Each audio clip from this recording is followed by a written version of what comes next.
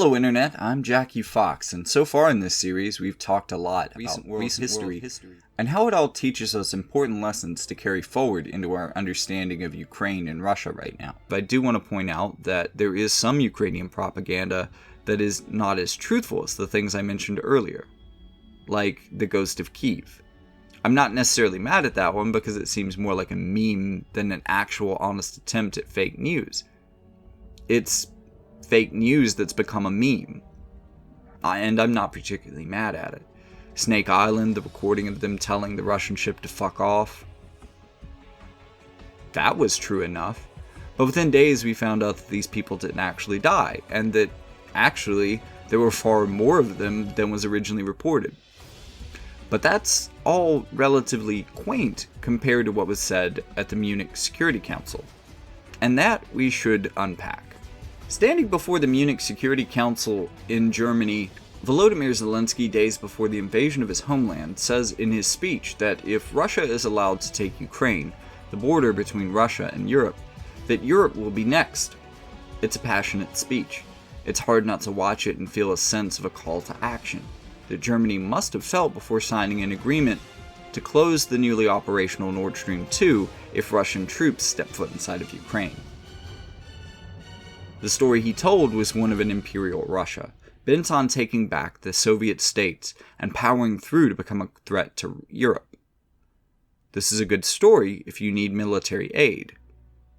But to me, it seems utterly unrealistic, or at least anytime in the near future. There are a number of reasons for this, but chief among them is that Russia isn't prepared to get an easy victory in Ukraine by any means. Compared with the invasion of Afghanistan, in which the country's leader, Amin, was killed in only 3 days, it's been weeks at this point, and Zelenskyy is regularly posting touching and personal cell phone videos letting us know that he's alive and strong in spirit. In the long term for Russia, the invasion will be the easiest part. And spoiler alert, so far, Russians are really fucking it up, and far underperforming the Kremlin's goals for the operation.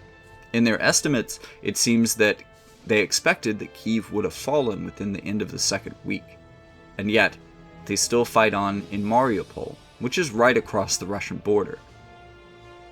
In part because it's the muddy season, in part because of aging military equipment and poor maintenance, but also in part because of a historical lack of infrastructure outside of the Russian capital that dates back into the Soviet era.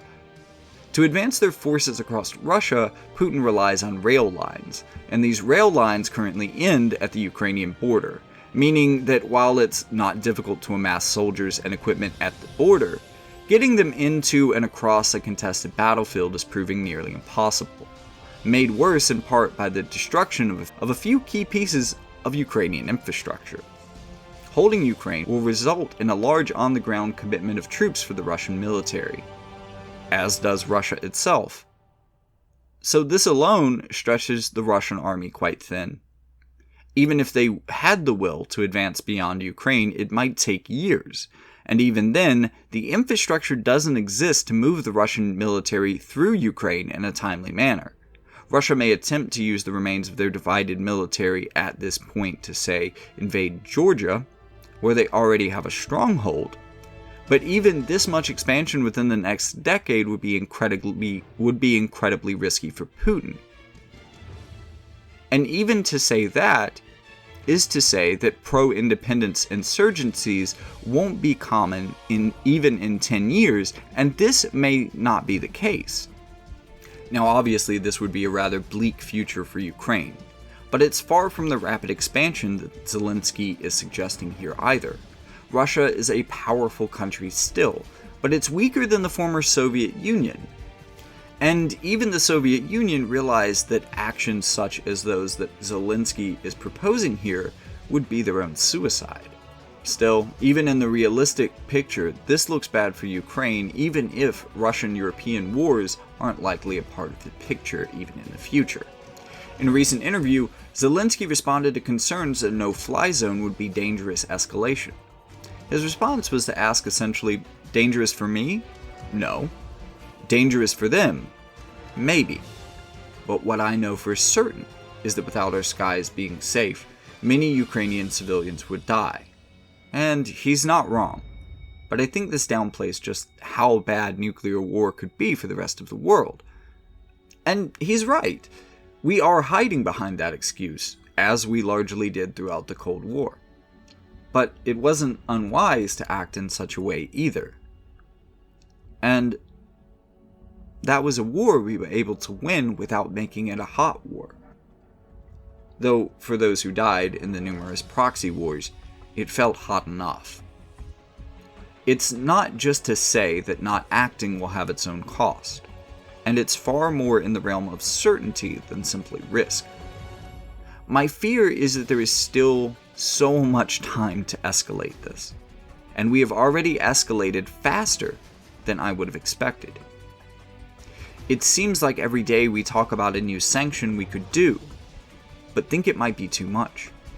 By the following day we've done it, and moved on to drumming up the next unthinkable thing that we might do. It's his duty to his people to drum up our sympathy. But we don't need anybody else helping us beat our own war drums, and we certainly need no exaggerations. In this plea, he claims that not instituting a no-fly zone would result in Ukraine losing millions of lives. This, like a Russian invasion of Europe, is unlikely.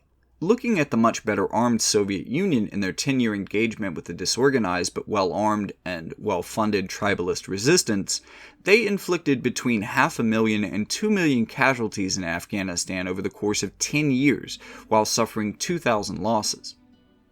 Around two weeks in, Ukrainian sources estimate over 6,000 Russian soldiers have already died in this conflict, a number everyone is assuming to be inflated.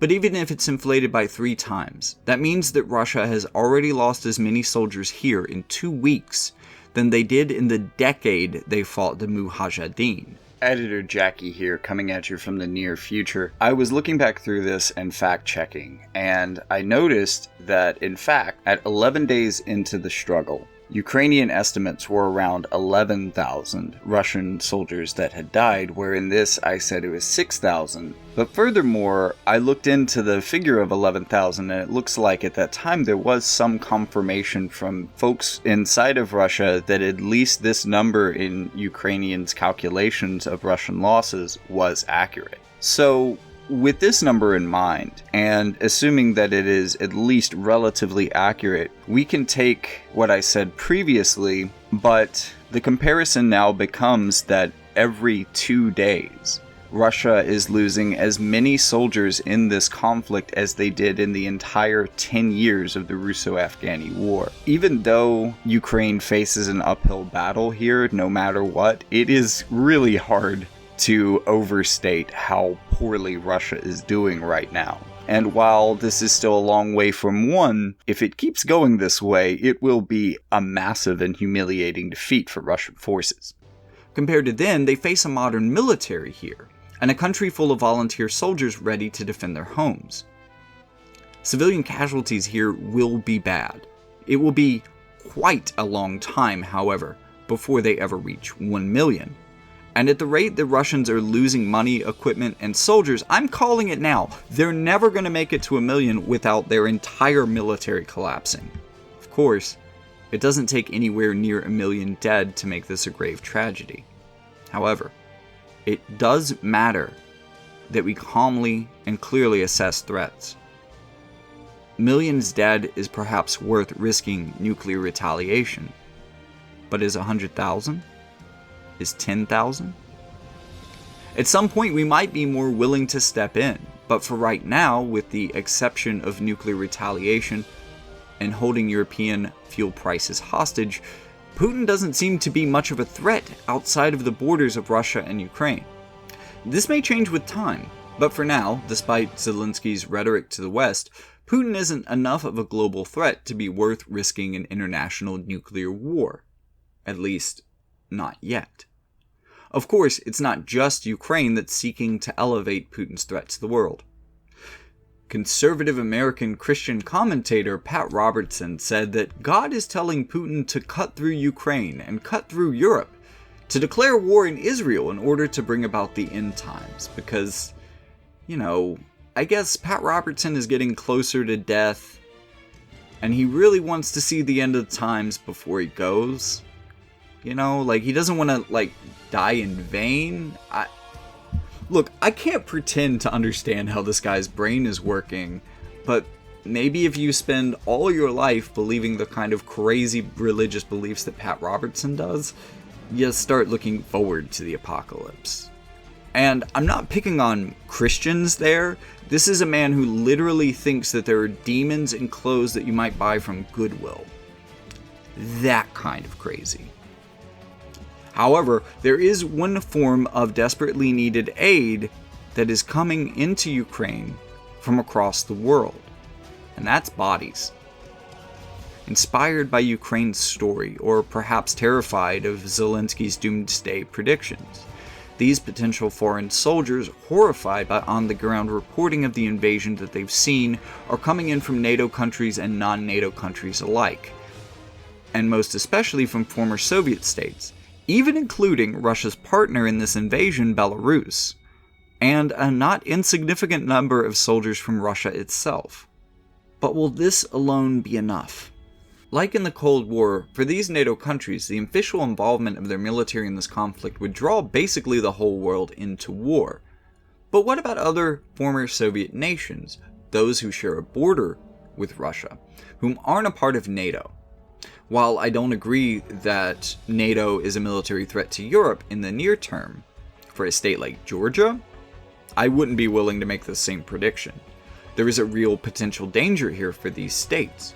Plus, it seems like to me that dropping a nuclear bomb on a country so close to your borders is a terrible idea. It seems like dropping a nuclear bomb on a country that you would want to invade and occupy is also a terrible idea. So I think that if there's one set of countries in the world who can actually skirt the world's fears of nuclear escalation and actually provide boots-on-the-ground military aid to Ukraine, I think it's these former Soviet states that aren't yet in NATO. As an update to this, by the way, it seems that Ukraine, Poland, and the UK have formed a trilateral agreement that will see them fighting this war on multiple fronts, although none of them are traditional military fronts because Poland and the UK are both NATO nations.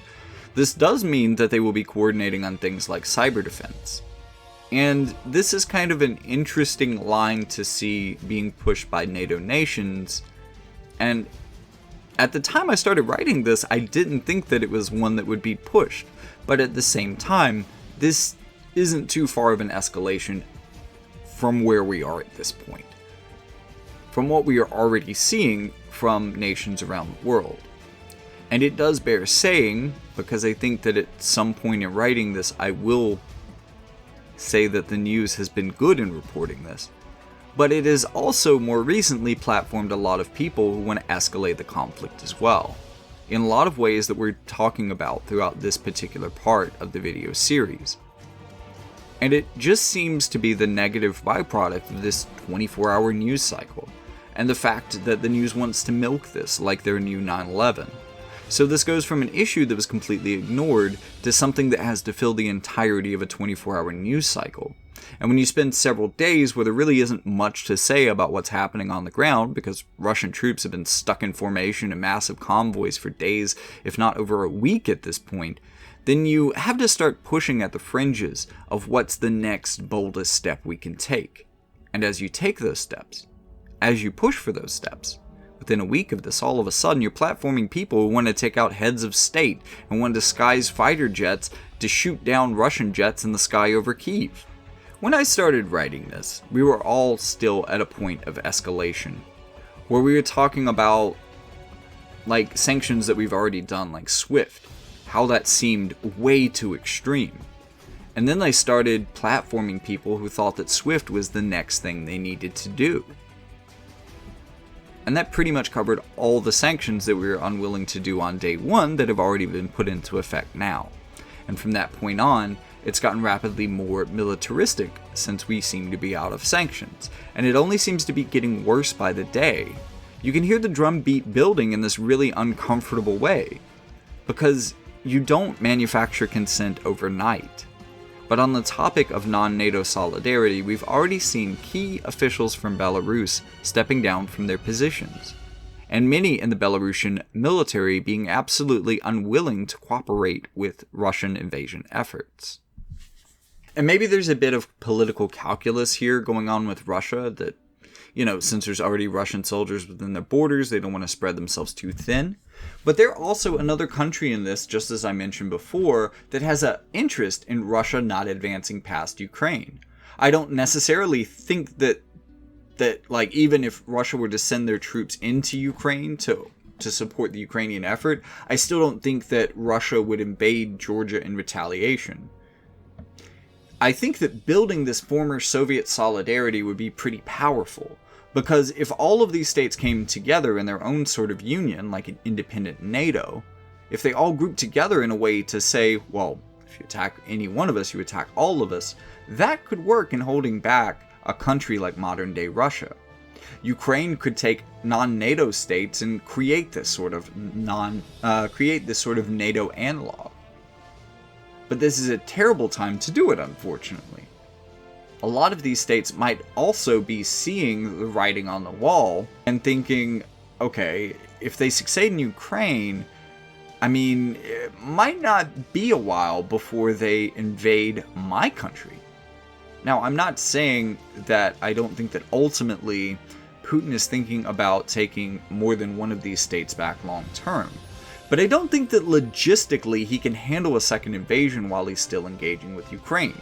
His military already is having enough problems there, so imagine what would happen long term if they kept fighting this way without a massive bolster of impending reinforcements, which has always been the Russian government's ace in the hole in this situation. But at the same time, do I begrudge the people in Ukraine for pushing for a no-fly zone? For pushing to join NATO and the EU even now?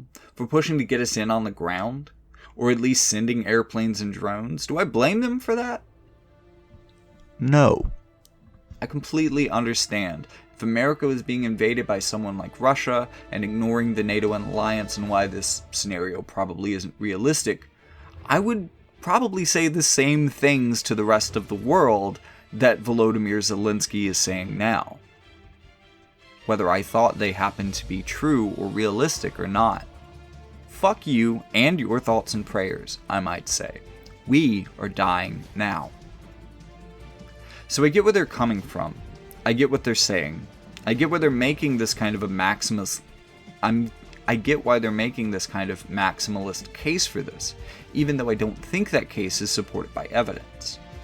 But I also think it's important to say that it's not really supported by evidence, even if it is pro-Ukrainian propaganda.